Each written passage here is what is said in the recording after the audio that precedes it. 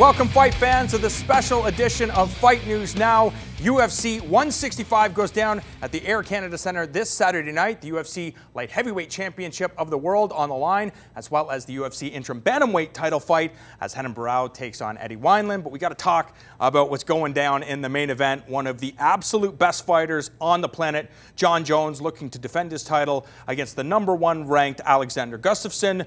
Do you believe, in your opinion, that Gustafsson should be ranked #1, considering the fact that we heard that it could be Glover Teixeira, it could be Dan Henderson, a rematch with Vitor Belfort? Does the Swede deserve this spot to be facing Jon Jones? You know, when you have a champion who has the psychological and physiological building blocks of an NFL player, but has fallen in love with the martial arts and is one of the greatest of all time, it doesn't really matter who we put up there. Whoever is the next guy is the guy we got to see fight him. Gustafsson has done a nice job. He's got better and better. He's performed better and better, and he has the interesting tidbit of being as big and tall as Jon Jones is. So I think we got ourselves an interesting one, but it's an opportunity to either see the greatest fighter in the world continue to win, or to see a big upset. Are fans excited about this fight? Because you look at the betting odds, Jon Jones, an absolute huge favorite in this fight. Or is this similar to the fact, like we look at the fight with Anderson Silva and Chris Weidman, where, you know, he's going to persevere, and we saw Chris Weidman landed that left hook and became the middleweight champion of the world. Jon Jones is not that type of fighter. This is a guy that does not mess around. He does not, there's no antics in there. It is, he goes out to get a job done, and he always delivers better than anybody else in the history of the sport, I think. Yeah, and that's what you're excited to see. That's what you're paying your money to see, is to see, you know, one of the great football players or baseball players or golfers perform, and that's what we're watching for. But you're right, there's always that thing, there's this asterisk next to unbeatable, because a big, powerful, light heavyweight can land a big punch and put you unconscious. And if that possibility always sits there, and it's fascinating. With that said, let's take a closer look at Saturday's main event. He's never fought anybody like me before. I'm just as tall as he is, unpredictable. I believe I'm stronger than him. A lot of people say I've never saw anyone or faced anyone like him, but the truth of the matter is he's never faced anything close to me. Oh my goodness, how good was that? I don't think I'm going to change my approach too much. You know, I've fought guys who are a lot more technical on their feet than Alexander, and I'm just really confident that I'll beat him at his strongest thing. Being a champion is really important to not shy away from any fight. What that means is just to go at people in their best. A champion needs to be able to defeat any style. So if people are assuming that he's just so much of a better boxer than me, I'm going to go right at him and give him a great kickboxing match. Sure, I'll take him down at some point in the fight too, but I'm really excited just to prove to people that, you know, I'm one of the best strikers in the division. What a spectacular, flawless performance. This fight was never about the belt. This fight has nothing to do with my belt. He's not getting my belt. This fight is about me and me accomplishing a goal. And still! To be able to have the most light heavyweight title defenses, the most consecutive title defenses, it's huge. I mean, just a chance to be the best at something.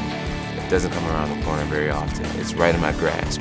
And all I gotta do is just respect my opponent, work my tail off, reach out and grab what's mine. Gustafsson, very confident young fighter. I don't know. I don't think size makes any difference in this fight. It's all going to go down to be working the hardest and wants the belt more. You want the belt more? I want the belt more. I've been working too hard to get out of the cage without the belt. So The only time you ever struggled in your UFC career was against Phil Davis in wrestling. How are you going to handle Jon Jones' wrestling game? Because obviously he's going to try to take you down. let's see what happens. I'm going to go in this fight open-minded. I've been working hard. I'll be sacrificing a lot for this fight, and I turn every stone I can in this camp. So I'm ready for it, whatever happens. A lot has been made about the whole reach aspect. Do you think that that's kind of been overblown at this point, and stressing the fact of your reach versus Jon's? Oh yeah, for sure. Oh yeah. You know, every opponent is dangerous on his reach. Short arms, long arms, doesn't matter. So it is what you make it to, and you know, just go in there and fight. Now, the UFC said that you've had a 78-inch reach. You say your inch is actually 81.5. What's the disconnect there? I don't know. I don't even know myself how long reach I have now, because I'm confused. You know, it doesn't matter to me. I'm going to go in there and I'm going to, you know, do my best. And I'm going to get that belt. Do you expect Jon to box with you? Yeah, you know, John is kind of guy that you never know what to expect. You know, he's an unpredictable guy. He has a belt for a reason. He's pound-for-pound best guy in the world. So, like I said, I'm going to go in there with an open-minded. I'll be flexible, and you know, I will just go in and fight. How did you feel after the conference call? John made some comments towards you. Do you feel that, you know, it's one thing, you know, labeling him confident. Do you feel that he's more cocky at this point going into this fight? Yeah, you know, it doesn't matter. You know, the only thing I'm focusing about, I don't think too much. The only thing I'm focusing about now is that W and that belt. And I'm going to get it on Saturday. Being in the main event here and it's such a big market like Toronto, how have you kind of just, you know, taken to that spot with this big spotlight on you? Obviously, you're in very high demand right now, media-wise. How do you deal with that side of things when it's obviously taking time away from training and the focal point? No, I always have my head on the right things. The media part and all the other part is just, it comes with the job. You know, I'm just working with it, and I'm trying to have as much fun as I can being in the spotlight. I'm enjoying every second of it. Do you think you're going to take the fight into the deep water, or do you think you can finish him? I got the skills to finish him. It's going to be 5 tough rounds though, with me as a winner. Jon Jones battles Alexander Gustafsson for the UFC Light Heavyweight Championship of the world. And I like this matchup simply because Alexander Gustafsson is bigger than Jon Jones. Same type of reach, he's 26 years of age, the same age of Jon Jones. So if anybody's going to be able to do it, it is going to be Gustafsson because of the fact that very similar record, he's faced some good guys, and I think just the overall abilities, his skill set, his size, his strength, but it's not going to be enough. Have you been smoking marijuana today, John? The reality, we are being sold this fight as, you know, reach is within, greatness is within reach. And it's true, this man is as tall as him, and he is as long as him. And Alexander Gustafsson is a very skilled athlete. In a world of skilled 205-pounders, he is near the top. But Jon Jones is another level. And Gustafsson, sure, he's got nice takedowns, like we're seeing here. He throws some nice jabs. He moves nicely, slips out. And, you know, he's got a nice collection of skills. He really does. But he's facing one of the greatest fighters of all time. He's facing a guy who has so many skills, such creativity. And this tall, talented Swede, I don't think is ready for him. I mean, I look at the fact that Gustafsson's faced some good wrestlers in the past. Matt Hamill, Adeshenko. And I mean, for Matt Hamill, this guy was, well, he's past his prime. He was past his prime when he was fighting Gustafsson then. Same with Adeshenko. The only good wrestler, a guy that was in his prime, was Phil Davis, and he lost to Phil Davis. Yeah. And for Jon Jones, he's just faced and defeated decorated champions. And again, the same thing could be said. Shogun, people believed, was past his prime. Rampage was past his prime. But Rashad Evans certainly was not past his prime. And I think that's one of the fights, and Vitor Belfort not past his prime. So Jon Jones knows how to compete against the best fighters in the world. He knows how to impose his will. He can really overcome adversity, as we saw in that fight with Chael Sonnen. Almost had his toe completely ripped off and still moved forward. And when this guy unleashes ground and pound, it rivals Tito Ortiz, it rivals Chael Sonnen. As a matter of fact, it rivals Fedor Emelianenko. It is just simply destructive, and I would anticipate that, Jon Jones is probably going to stand and try to trade with Alexander Gustafsson, but he's a smart fighter. And the smart game plan would be, why waste any time striking with this guy when that's his realm?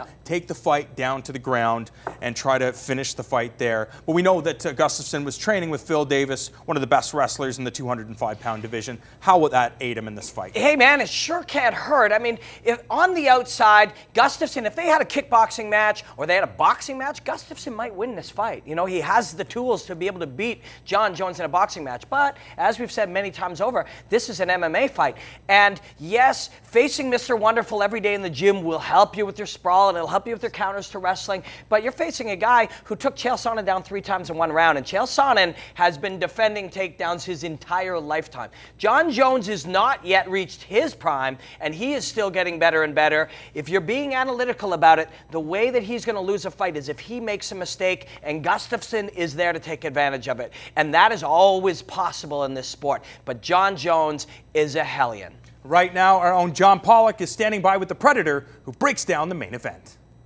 coming up Saturday night, Jon Jones defends his light heavyweight title against Alexander Gustafsson. Very long odds in favor of Jon Jones. Yeah. Obviously, Alexander Gustafsson here, he has quite the test ahead of himself on Saturday. Yeah, you're right. But you know what? Gustafsson, I'd like to say, he has nothing to lose. You know, he's supposed to lose in front of everybody about the odds and about everything else.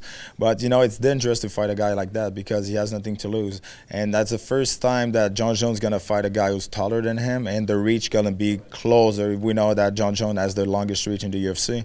But I don't think it's going to be a factor in this fight. I think the factor in this fight is going to be the wrestling of Jon Jones. I think, you know, all around he's better than Gustafsson, but if Gustafsson is able to keep the fight on his feet, I think we can have a really, really good fight. But, you know, I don't think he's going to be able to do that. I think Jon Jones is going to be able to put it on his back and work the ground and pound and maybe got a submission. And Robin, I love that Patrick Cote had that insight because, quite frankly, he knows from experience. He was in there against one of the pound-for-pound best in the world, and Anderson Silva, and everybody said he was going to lose that fight. He didn't have anything to lose. He went forward, and I think surprised a lot of people in that fight with Anderson Silva. Of course, he blew out his knee, and things didn't go his way, but some great insight there. Alexander Gustafsson doesn't have anything to lose. It's time to move forward and try to give this guy zero respect and knock his block off. Yeah, and Pat stepped in there with a guy named Tito Ortiz when he was just a kid in the same circumstances. So you're right, he does understand that, and it's true. That's a dangerous man. There's a guy taking that walk, and he's going, I'm getting paid well. Everyone thinks I'm already going to lose. If you lose to the best in the world, nobody really doesn't harm you in any way. Let's just go in there and let it hang out. And those are the types of guys who can get a first-round knockout.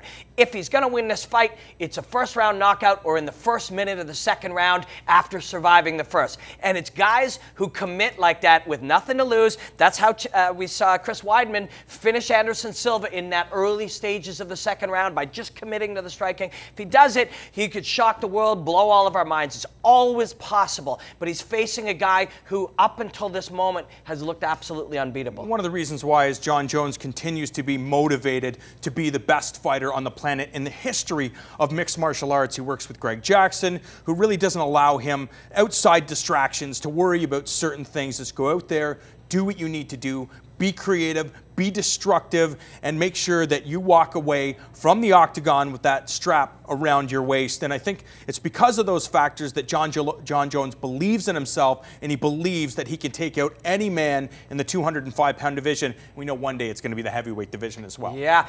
You know, I don't know why you don't have to sell this fight as a very close fight or his biggest test of all time. For my money, you can sell this fight as either this guy's going to shock the world or you'll see a brilliant performance by the greatest fighter in the world. And for my money, that's worth seeing every time. When we come back to Fight News Now, we're breaking down the co-main event. It's for the interim bantamweight title. For the UFC interim bantamweight championship of the world, Eddie Wineland.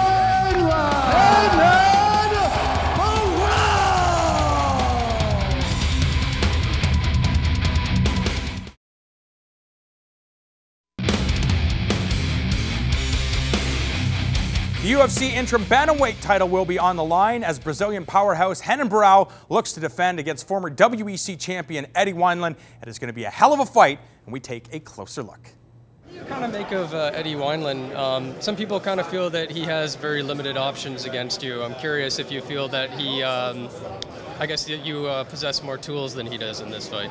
I think Eddie is a very tough guy. He's a warrior. He has good, boxing skills, and I mean, I expect to be a very hard fight. What do you think you sort of need to stick to? What do you think your keys to success are, or perhaps what you need to avoid against Eddie?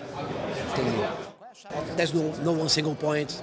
I trained, I think probably the hardest I've ever trained, and if I can take him down, I will submit him, that's for sure.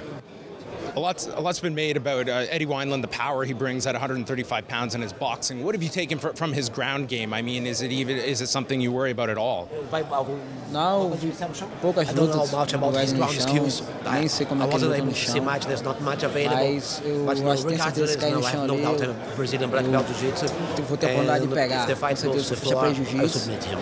E se tiver oportunidade eu vou pegar com certeza.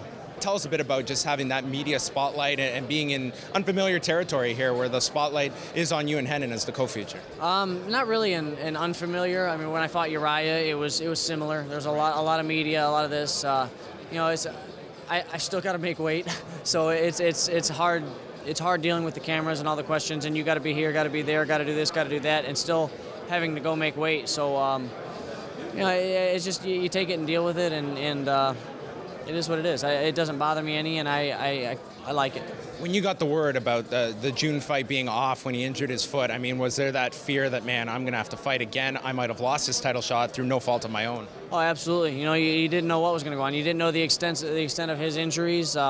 Didn't really know when he was coming back or what was going to happen. So you know, the longer he was laid out, you know, the less chance that we were going to fight was. So it was just a hurry up, and I hope you get better, and I hope we can do this.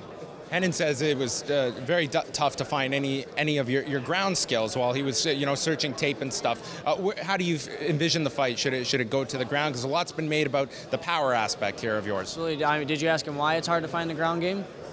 Did you ask him why it's hard to find the ground game? He just said in searching for tapes is very hard to find, and that was people have a hard time taking me down. You know, he's going to try and take me down. There's no secret.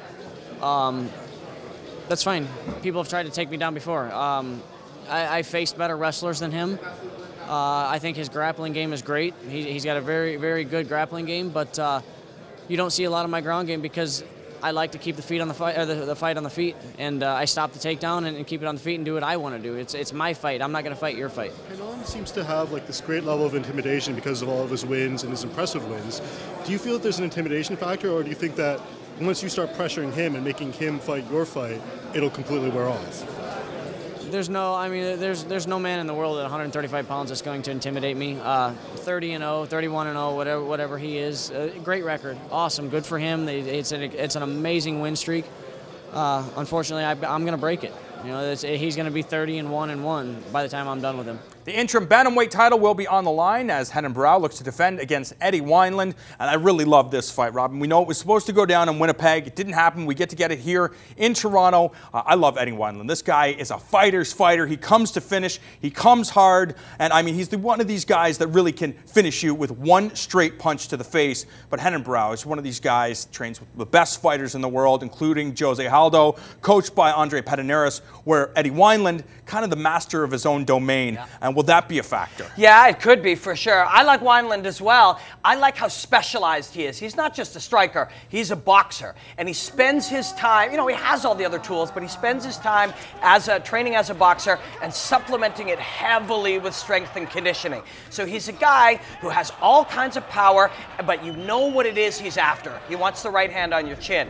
With Barão, we have an incredibly creative guy, a guy who fights from the outside and the inside and the top position and wrestling, so he has way more tools. But Wineland can hit you hard, and he can shut you off with one shot like he did to Jorgensen.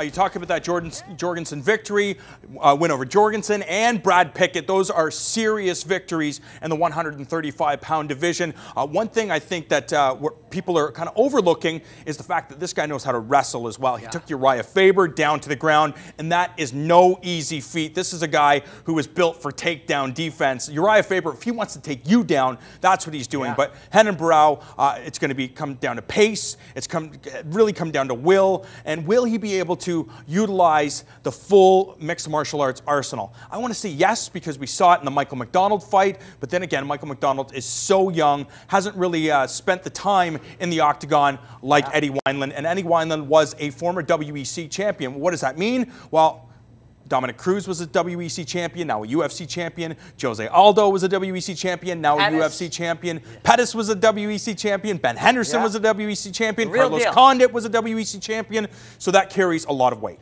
For sure. You know, it's an interesting one. Wineland, it is cut and dried. You know what he wants to do, but he also wants to make this not about pace and not about endurance, but about physical strength and physicality. You're right. When he took Uriah Faber down, that was a big statement. He can take Barão down if he wants to, and he, in theory, can stop the takedown. And that's what it may come right down to.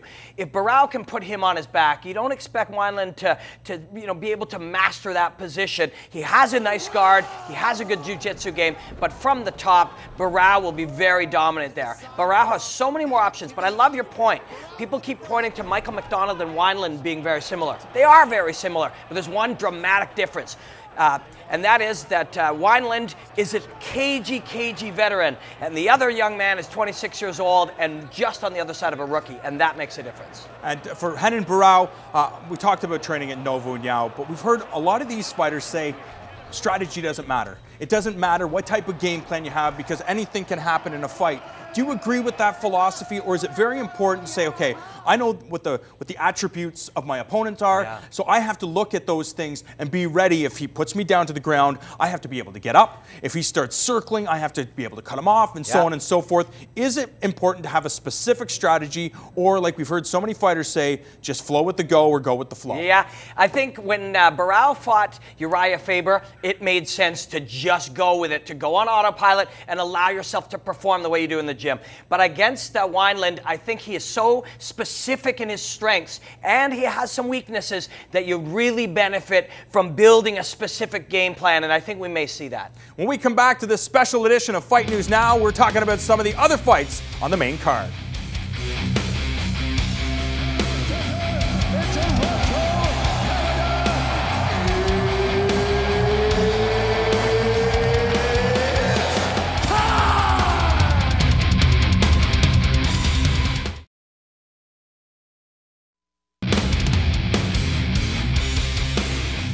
And what promises to be an exciting heavyweight tilt, Brendan Schaub takes on Matt Mitrione, and we hear from the two ahead of their fight at UFC 165. Question regarding the countdown show. You guys were given 7 minutes, and I think made the absolute most of these 7 minutes. That coming off that countdown show, that to me had the most fire here on this card. When they come down and speak to you, is it almost just like they're reading off all these quotes from Brendan Schaub and just insult after insult? Can you just tell us kind of the process of how these things work and what, behind the finished product that we get to see? I don't know if I'm supposed to divulge all that or not, but like, it's everything that we say is our own bits, it's whether it comes out or they ask a question and then they get a response. But everything you say is your own creativity or your lack of creativity, however it comes out. I haven't seen the countdown yet, so I don't know what was said or what wasn't said. Your part was like, both of you, I thought were great for the time you guys got. And it seems that you're someone that kind of understands the fact, listen, I'm one of 450 guys on this roster. I don't want to be a wallflower. You got to conjure up interest. People are going to spend money on this, and I'm going to give them a reason why. For the most part, I get the media game. Every once in a while I speak off the cuff and get a little bit loose and get in trouble for it. But I get the game for a while. I'm NFL bred and taught, so I get where we're going. But in the same breath, you don't want to overpromise and underdeliver. You don't want to talk too much trash, and you lose and you look like an asshole, and everybody clowns you for it. So that's something you have to keep in mind. So it's a certain matter of having a little bit of couth, but also a little bit of recklessness. Can you just contrast a bit from going to the Blackzilians versus today, just how that group has evolved? You have all these talented athletes there, but now it seems that there's quite a flow you guys have going. Can you just kind of compare maybe a year ago versus today of how things are going down at the Blackzilians? Things are great down there. We have, it's funny, we're a growing team, we're developing, and as we develop, there's always a bump in the road somewhere. So you hit your bump, you get over the bump. You hit a new bump, you get over the bump. So you have scheduling issues. You have a coach comes in and the coach doesn't really fit too well, or a coach comes in and doesn't have the right work ethic, or whatever happens, something changes. And so we've been making those changes now, and I think we have a good mix. Coach Monday is Kenny Monday, wrestling coach, is a hell of a coach. He's a great instructor. The fact that for everybody understand, wrestling sucks. Wrestling is a miserable grind, and you're going to be a good wrestler if you can accept being more miserable than the person you're wrestling against, and then you're going to be a good wrestler. So the fact that you can have a guy that's 40-something years old that comes in there and wrestles with you every day and puts pressure on you and takes you down and dumps you on your head, you're going to get better because you're like, I'm not going to get shown up by somebody like that, and we have a gold medal or not. And there's a lot of pride in that room, and we all work our asses off, and I think that we all feed on that. And another thing is that we all hold each other accountable. If you're going to come in and try to take a day off, you'll get your ass beat. Like, you better come in and hold your own. Unless you're tapering down for a fight or you got something injured. Well, if you got something injured, you better not come in the room in the first place. And we keep each other accountable for that. Coming off the win over LeVar Johnson, how did you react to that fight? It got criticism, but at the same time, the perfect game plan to shut down a guy with thunder in his hands. Yeah, I mean, LeVar Johnson's the hardest hitter in the division. You know, you get these labels of being a knockout artist, so when you don't do what people expect you to do, they get very upset. I get it. You know, the fans want to see me knock guys out or finish guys in the first round, but listen, sometimes, you know, the game plan doesn't go that way. It's just about matchups. And just last one for me here. Just tell us a bit about the relocation down to California and just the changes that you needed to make. Yeah, you know, come from Denver to LA. In LA, I was just too comfortable. I was kind of the big fish in a small pond. In LA, that's not the case. You know, I had great coaches in Denver and some very close friends, all my family there. I drove to LA not knowing anybody. I knew one guy who owned a gym named Mark Munoz. It kind of went from there, and I spent my whole camp there, and things went great. It's the best camp I've ever had. Robin, Mitrione and Shaw, maybe not the best heavyweights of the Ultimate Fighting Championship, but they're super athletes. Great story, and I think they're going to bring it, and that's why I believe this fight will be one of, if not the fight of the night. Matt Mitrione right now, I think, very impressive for me in the sense that he continues to improve, a short learning curve. That fight with Cheick Kongo, I think, a very valuable lesson learned there. Cheick Kongo was more than happy to hold this guy down, but Matt Mitrione has showcased some great takedown defense, and I think he's going to take it to Schaub in this fight. We saw Minotauro knock this guy out, and I'm sure Matt Mitrione wants to walk away from Toronto with that KO of the night bonus, and I believe he's going to do it. Well, you know, I'm going to go the other way, and I'm going to take Schaub just because it's fun. Yep. I think it's a bit of a coin flip, this fight. Two big guys with lots of power going at it. But, you know, Schaub does have a little better technical boxing, and he has been talking a little bit about the mentality of Meathead. Just, you know, saying that the guy maybe doesn't want this that bad. And if there's a nugget of truth in that, that's going to be eaten away at him. When a good friend who's been around him in the gym like Brendan Schaub is saying that this guy may not really be that level of a fighter. At the very least, he's trying to play with his mind, but if there's a nugget in there, it's going to weigh on him the second Schaub lands a right hand. For me, I go back and I reference The Ultimate Fighter, where Matt Mitrione was a participant, and I remember, you know, everybody hated this guy, but Rashad Evans said, despite all of that, Matt Mitrione knows how to fight. He can take a punch, and I think when Rashad Evans can lend credence to a fighter like that really says something. And Matt Mitrione, we reference the athletic background of both guys. You know they're going to continue to work hard. They're going to improve their skills. And I mean, Matt Mitrione worked with one of the biggest warriors in all of mixed martial arts, that being Chris Lytle. And when that's one of your inspirations and one of your coaches, you know, that speaks volumes. Yeah, very true. And you know, the athlete, the makeup of the heavyweight athlete looks very different than it used to. They move quickly, they're explosive, exactly. They have gas in the tank, and they're mobile, and both of these guys really are. Again, I think Schaub's got a little better footwork. When we're looking at their highlight reels, he's the guy who's able to land a little bit cleaner, but it's a really, really cool fight. But, you know, Schaub may look to take this to the ground as well. He thinks he has an advantage there, and I think most people think he does.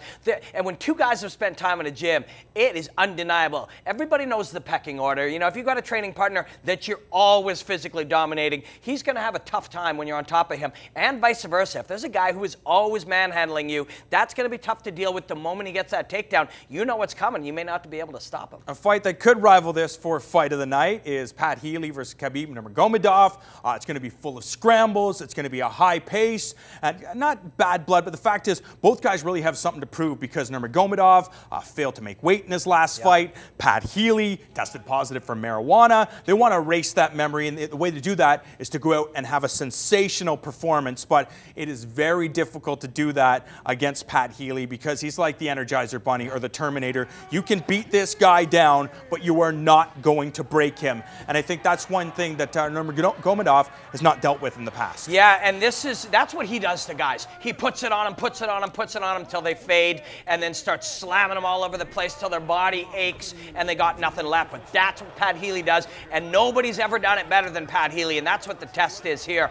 You know, Pat Healy is he's a workman-like blue-collar style fighter. People love this guy. Fighters love this guy, and you know what you're getting out of him every time. This is a real test for Khabib, and if he can pass this one, he is absolutely for real. He's got a 20-0 record, but this is the biggest test he's ever had. And I mean, for Pat Healy, we know when he was fighting in Strikeforce, he had a lot of complaints saying that, you know, I'm fighting as a professional on kind of the biggest stage. It was the #2 organization in the world, yet he wasn't making any money. He said he was in the hole. Now it's his opportunity to shine, fighting for the biggest organization in the world. Needs to line his pockets right now because, look, he's no spring chicken. He's 30 years old, and the fact is that he's got to make his money right now because who knows, 1 or 2 fights, it could be over because at this point, he's facing the best fighters in the world. Can he hang? Well, look what he did to Jim Miller. So he did something that very few people, I mean, Nathan Diaz, the only guy that submitted Jim Miller, and I mean, that's a huge testament to the abilities of Pat Healy. Hey, man, but speaking of greenbacks, the dude made $100,000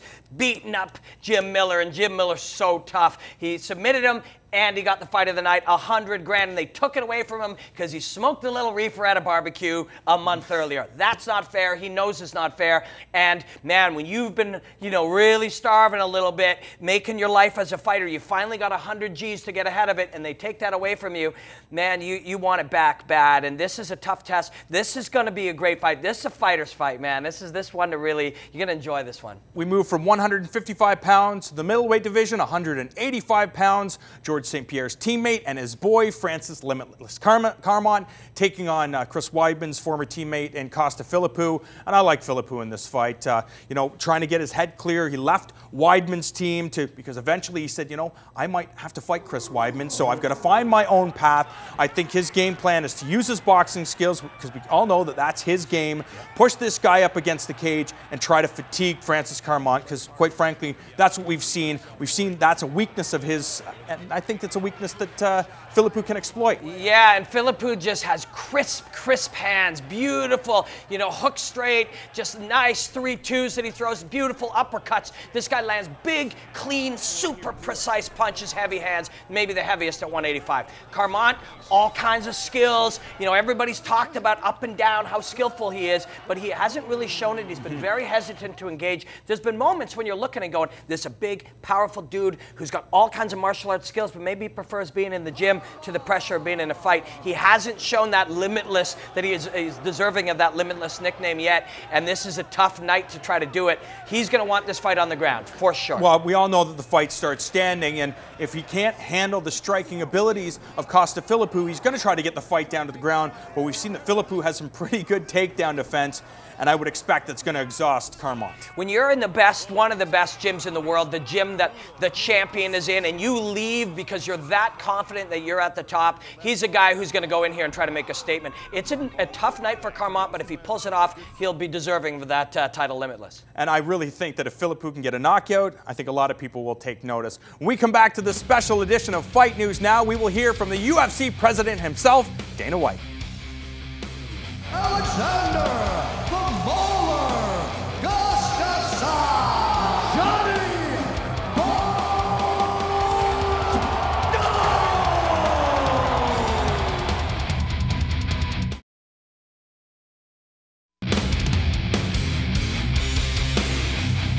And fight fans, a reminder to tune in Friday at 4 p.m. for the official UFC 165 weigh-ins right here. And right now, John Pollock is standing by with UFC President Dana White.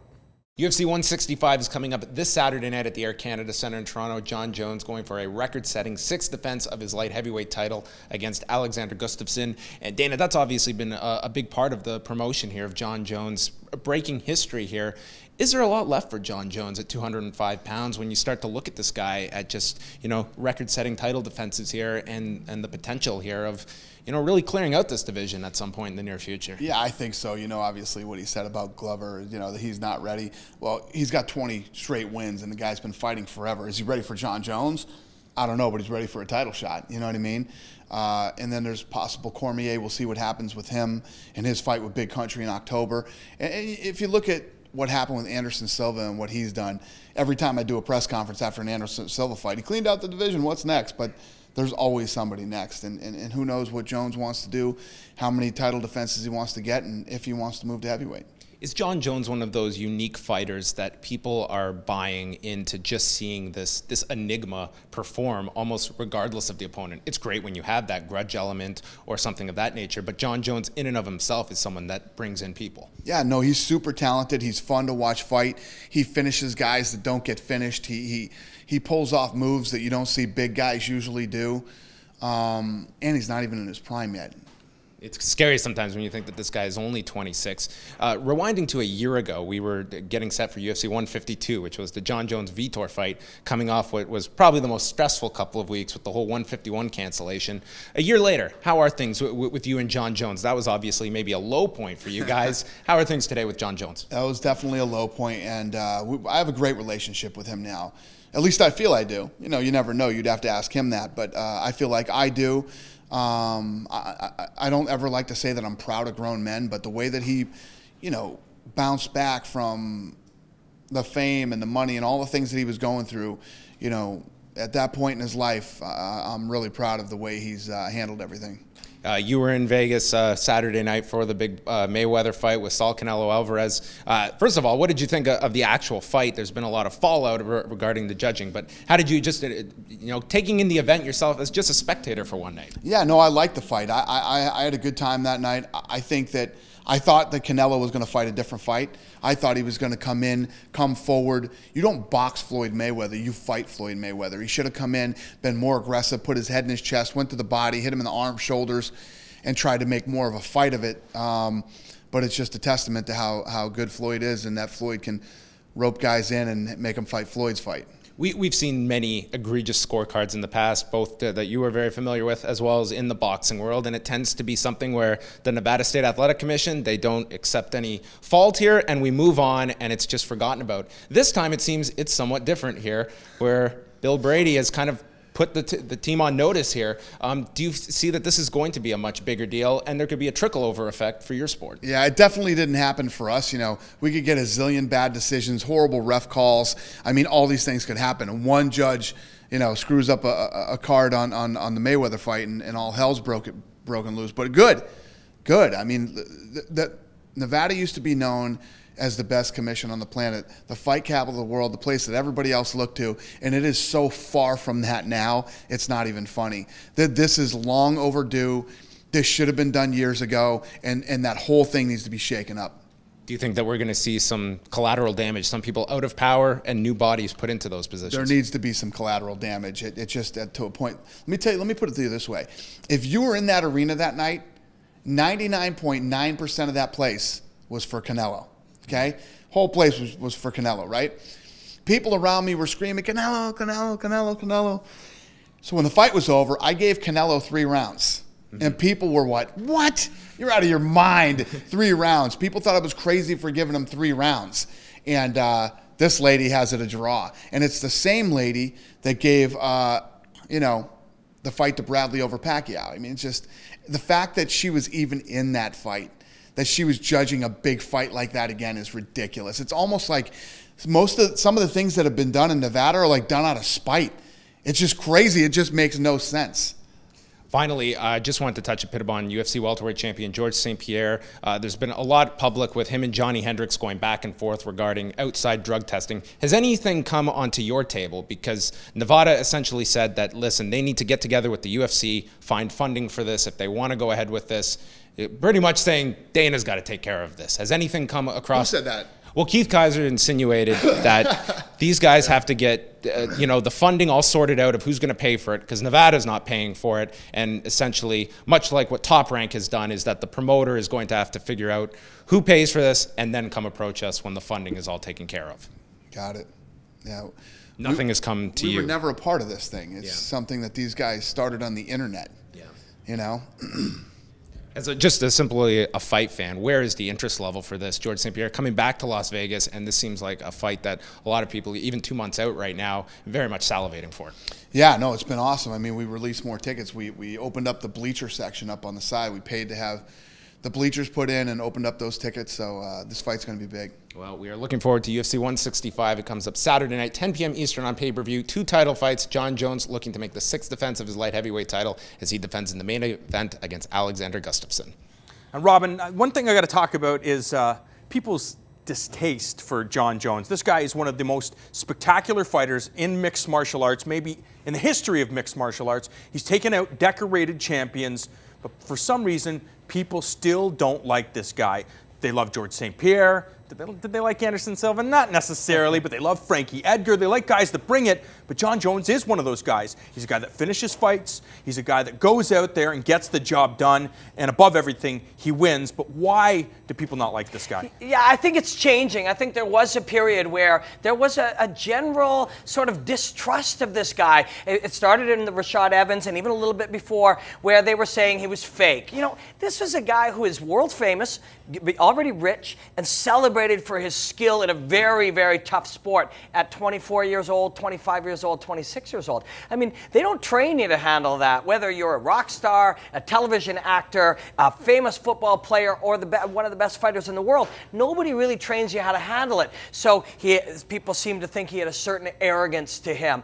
I don't think that's fair. He's a young man who is in love with the martial arts, loves to put on a show. He has a lot of confidence, and not everyone's all right with that. And what does he need to do to get people to really rally behind him? Does he continue to just do the things that he needs to do? Go out there, win, be spectacular, and eventually everybody will jump on board the bandwagon? I think so. This is one of the best guys in the world, and he is just got to go out there and put it on people. When we come back to Fight News Now, we look at some of the Canadians that will be in action at UFC 165.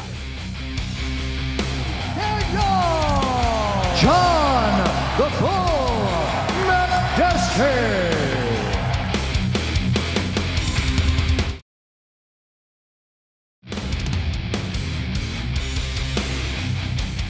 A number of Canadians competing on the UFC 165 card, and I know I said there's a number of fights like Matt Mitrione taking on Brendan Schaub could be fight of the night, Pat Healy and Nurmagomedov could be fight of the night, but I think another fight could rival those two fights, being Dustin Kimura and the guy that we've called a number of his fights, Mitch Gagnon, who says his goal is to go out and entertain and take home another bonus. But Dustin Kimura, submission specialist, has a victory over Chico Camus. It is going to be very tough for Mitch Gagnon, but right now he's firing on all cylinders. He's super strong, he's explosive, he's got that low center of gravity, and I think he's going to try to outpace Kimura in this fight. Yeah, and he outpaces everybody. The only guy he didn't outpace was Brian Caraway, but he took $65,000 fight of the night from that anyways.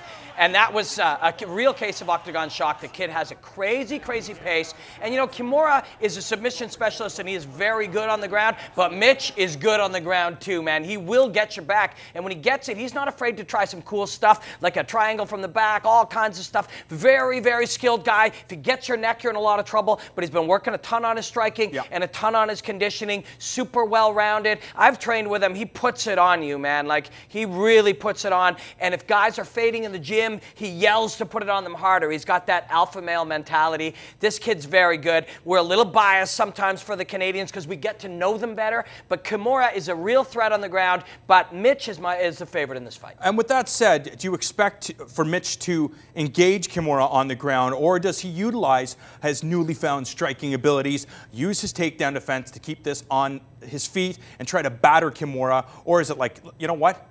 This guy's not going to be able to do anything with me. I train with Tony Carvalho on the ground. There's nothing he's going to, try to do that I haven't seen before. Or is it going to be stand and trade with this guy? That could be true, but why go there, just in case? I mean, also, he likes to be exciting, so he wants to be exciting and dynamic on the feet. If it does go to the ground, he's never in one place, so there will be a lot of scrambles and back and forth. If it goes to the ground, one of these two is getting submitted. It could be Mitch. I mean, it's a tough fight. Every one of these is, but Mitch is the favorite. Renee Forge versus Jon Makdessi. Makdessi, we've seen him a number of times on the local scene. He's a dynamic stand-up guy, but again, training with Zombie MMA as well as his other coaches. The most important thing is to get a victory, and we all anticipated in his fight with Sam Stout that it would be an absolute barn burner. Instead, Jon Makdessi did exactly what he needed to do to get the victory, played the points game, and was intelligent. Same with his fight with we'd see Darren Cruikshank there. This is a guy that is very talented in the striking department, and I expect that Jon Makdessi is going to do what he does best and try to utilize his long limbs, his unorthodox striking abilities to, I don't know if he's going to try to go for the knockout, but I know the most important thing is to get the victory, and I think he'll be trying to fight this fight from the outside. Yeah, and in Forte, he's facing a very legit Brazilian Jiu-Jitsu black belt, and when asked about it, he's like, that means nothing to me. We're not fighting Jiu-Jitsu, and that's a good mentality to have, and he does work on his weaknesses, and he is hard to take down, and he's very good at getting back up. But he doesn't want to be on the ground with this guy. He'll find himself submitted very quickly if he's there too long. He used to be a flashy outside striker, hook kicks off the front leg, spinning back kicks, but he's developed that one weapon that the guys at TriStar use extremely well, and that is that jab. But Forte will not be afraid to engage on the feet, but it'll be with the purpose of closing distance and getting chest to chest. It's a cool fight. It's a very, very cool fight. If it's on the feet, you're going to see some cool stuff out of the Bull from Canada, and if it's on the ground, you're going to see some cool stuff from his opponent. Well, John Makdessi at the TriStar Gym works with Mark Bocek, who was supposed to battle Michel Prazeres in this fight. Instead, Prazeres has a new opponent in the form of Jesse Ronson, who takes this fight on short notice. But he's been waiting for this opportunity for a long time. He feels that now he is ready to shine. He's called the body snatcher for a reason, because when he attacks your body, you are going down. Yeah, and the man that he's facing knows that and is going to really be desperate to get him to the ground. And this one all revolves around footwork and takedown defense. If it stays on the feet, Jesse Ronson is going to molest this man. He has unbelievable movement. Within a year, he will be considered one of the top strikers in this division. Man, I would like to see him fight Makdessi one day. That would be really cool as well. But this guy is an elite striker even as a striker. Never mind a striker for an MMA fighter. If it stays on the feet, he's got this all day. But if he can't keep it off the mat, it's going to be a much tougher night for him. And I've heard you talk about Jesse Ronson and his uncanny abilities in the striking department. What makes him special, or what separates him from the rest of the division? He is able to confuse you to such a degree that he makes you pay for trying to make small adjustments. So you figure something out on a small level. He's moving in on different angles. As you're turning and you think you have it figured out, he creates a new angle, and he hits hard. Like you mentioned, when he hits your body, he mangles it up. It's poutine on the inside. He's a very exciting guy. When we come back, we wrap things up here on this special edition of Fight News Now.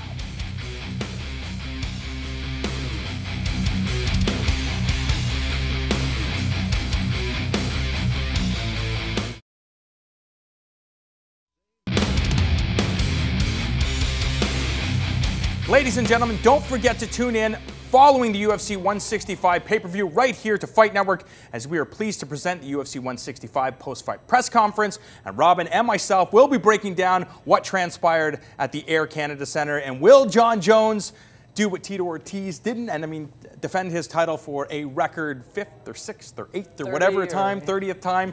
The fact is, the guy is going to go down as one of the greatest, if not the greatest fighters of all time. And sky's the limit for this guy. 26 years of age. What's left? Well, this is what we're looking at on Saturday night. One of the great phenom athletes of any sport in the world performing, and we get a chance to see it right here in Toronto against a guy who is looking for any opportunity, any mistake from this man to blow all of our minds. It's going to be a good one no matter what happens. You got to assume. Is it going to be a good one?